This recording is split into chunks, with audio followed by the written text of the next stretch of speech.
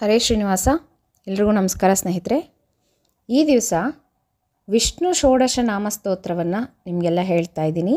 ಇದು ಒಬ್ಬರು ರಿಕ್ವೆಸ್ಟ್ ಮಾಡಿದರು, ವಿವರು ಹೇಳ್ಕೊಡಿ ಅಂತ. ಹಾಗಾಗಿ ಇವತ್ತು ಏಕಾದಶಿ ಇದೆ, ವಿಷ್ಣುವಿನ ಸ್ಮರಣೆನೂ ಆದಂಗೆ ಆಗುತ್ತೆ, ಹಾಗೆಯೇ ನಿಮಗೆಲ್ಲ ಸ್ತೋತ್ರ ಹೇಳ್ಕೊಟ್ಟಂಗೂ ಆಗುತ್ತೆ ಅಂತ ವಿಡಿಯೋ ಮಾಡ್ತಾಯಿದ್ದೀನಿ. ಇವತ್ತಿನ ದಿವಸ ನೀವು ಈ ಸ್ತೋತ್ರವನ್ನು ಹೇಳ್ಕೊಬೋದು. ಸಂಜೆ ಸಹ ದೀಪ ಹಚ್ಚಿಬಿಟ್ಟು ವಿಷ್ಣು ಸ್ತೋತ್ರವನ್ನು ಹೇಳ್ಕೊಬೋದು. ಮುಖ್ಯವಾಗಿ ಇದರ ಪ್ರಾಮುಖ್ಯತೆ ಏನು ಅಂತಂದರೆ, ಬೆಳಗಿನ ಜಾವ ಎದ್ದ ತಕ್ಷಣ ಈ ಸ್ತೋತ್ರವನ್ನು ಹೇಳಬೇಕು ಅಂತ ಹೇಳ್ತಾರೆ. ಹಾಗಾಗಿ ಈ ಸ್ತೋತ್ರದ ಮಹತ್ವ ಏನು, ಮತ್ತು ಸ್ತೋತ್ರವನ್ನು ಮೊದಲಿಗೆ ಹೇಳ್ಕೊಡ್ತೀನಂತೆ ಯಾವ ಥರ ಹೇಳಬೇಕು ಅಂತ, ಆಮೇಲೆ ಇದರ ಅರ್ಥ ಸಹಿತ ನಿಮಗೆ ವಿವರಣೆಯನ್ನು ಕೊಡ್ತೀನಿ. ತುಂಬ ಚೆನ್ನಾಗಿದೆ. ದಿನನಿತ್ಯ ಈ ಸ್ತೋತ್ರವನ್ನು ಹೇಳ್ಕೊಳ್ರಿ, ಯಾರೂ ತಪ್ಪಿಸ್ಬೇಡ್ರಿ ಅಂತ ಹೇಳ್ತಾ ಈಗ ವಿಷ್ಣು ಷೋಡಶ ನಾಮ ಸ್ತೋತ್ರವನ್ನು ಶುರು ಮಾಡೋಣಂತೆ.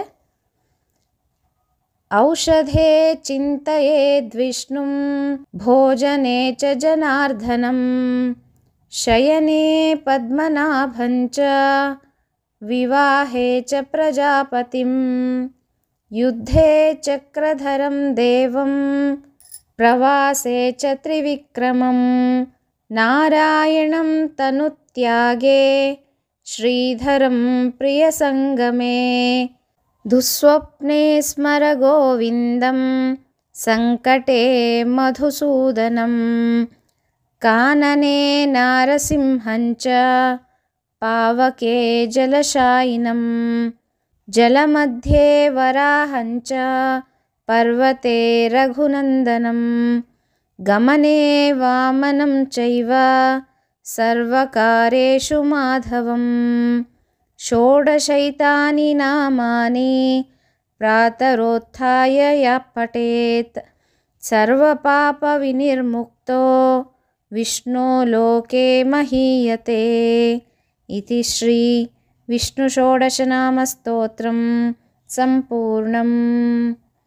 ಇದರ ಅರ್ಥವನ್ನು ಈಗ ತಿಳಿತಾ ಹೋಗೋಣಂತೆ.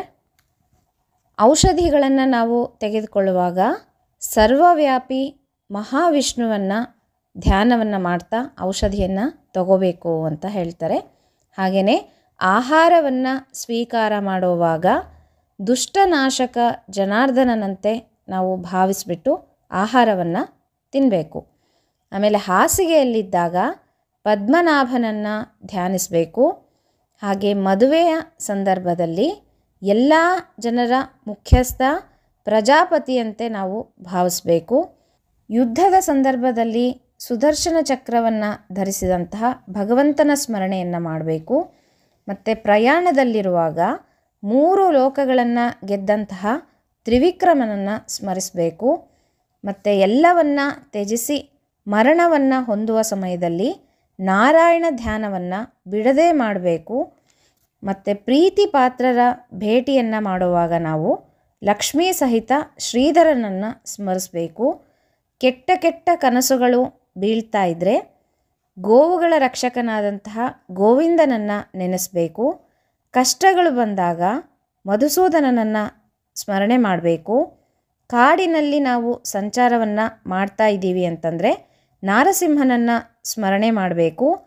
ಮತ್ತು ಬೆಂಕಿಯ ಮಧ್ಯದಲ್ಲಿ ನಾವು ಏನಾದರೂ ಸಿಕ್ಕಾಕೊಂಡಾಗ ಅಲ್ಲಿ ಇದ್ದಾಗ ಜಲವಾಸಿ ಜಲಶಾಯಿಯನ್ನು ಸ್ಮರಣೆ ಮಾಡಬೇಕು. ನೀರಿನಲ್ಲಿ ಇರುವಾಗ, ಸ್ನಾನಕ್ಕೆ ಹೋದಾಗ ಅಥವಾ ನದಿ ನೀರಿನಲ್ಲಿ ಇರುವಾಗ ವರಾಹರೂಪಿ ಭಗವಂತನನ್ನು ಸ್ಮರಣೆ ಮಾಡಬೇಕು. ಪರ್ವತಗಳ ಎತ್ತರದಲ್ಲಿ ನಾವು ಇರುವಾಗ ಯಾವುದಾದ್ರೂ ಬೆಟ್ಟ ಪರ್ವತಗಳನ್ನು ಹತ್ತಿ ಭಗವಂತನ ದರ್ಶನವನ್ನು ಮಾಡುವಾಗ ರಘುಕುಲ ಪ್ರಿಯನಾದಂತಹ ಶ್ರೀರಾಮನ ಸ್ಮರಣೆಯನ್ನು ಮಾಡಬೇಕು. ಹಾದಿಯಲ್ಲಿ ಚಲಿಸ್ತಿರುವಾಗ ವಾಮನನನ್ನು ಸ್ಮರಿಸಬೇಕು. ಪ್ರತಿಯೊಂದು ಚಟುವಟಿಕೆಗಳನ್ನು ನಾವು ಮಾಡ್ತಾ ಇರುವಾಗ ಮಾಧವರೂಪಿ ಭಗವಂತನನ್ನು ಸ್ಮರಣೆ ಮಾಡಬೇಕು ಅಂತ ಹೇಳ್ತಾರೆ.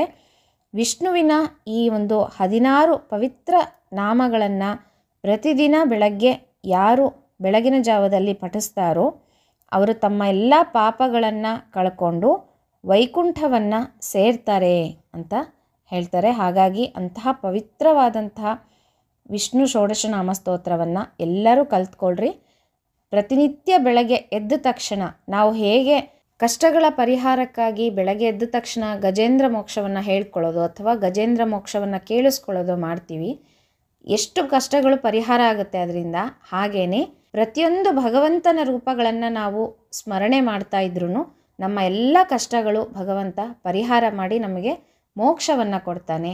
ಅದಕ್ಕೋಸ್ಕರ ಎಲ್ಲರೂ ತಪ್ಪದೆ ಈ ಸ್ತೋತ್ರವನ್ನು ದಿನನಿತ್ಯ ಹೇಳ್ಕೊಳ್ರಿ ಅಂತ ಹೇಳ್ತಾ, ಇವತ್ತು ವಿಶೇಷವಾಗಿ ಏಕಾದಶಿ ಇದೆ, ಸಂಜೆ ಸಹ ಹೇಳ್ಕೊಬೋದು. ಮತ್ತು ಮುಂದಿನ ವಿಡಿಯೋದಲ್ಲಿ ಸಿಗೋಣ ಸ್ನೇಹಿತರೆ. ಹರೇ ಶ್ರೀನಿವಾಸ.